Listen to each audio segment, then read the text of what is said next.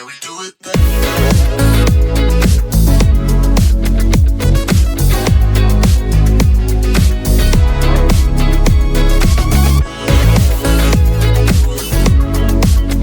എൻ്റെ പേര് അലക്സ്.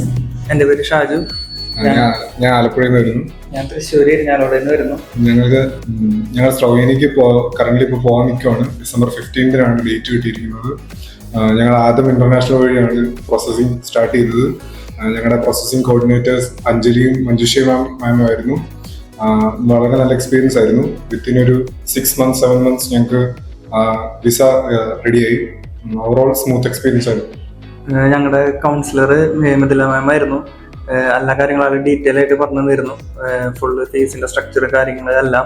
അതുകൊണ്ട് അതൊരു നല്ല ഡീറ്റെയിൽ ആയിട്ട് കിട്ടിയത് കൊണ്ട് ഭയങ്കര ഹെൽപ്പായിരുന്നു.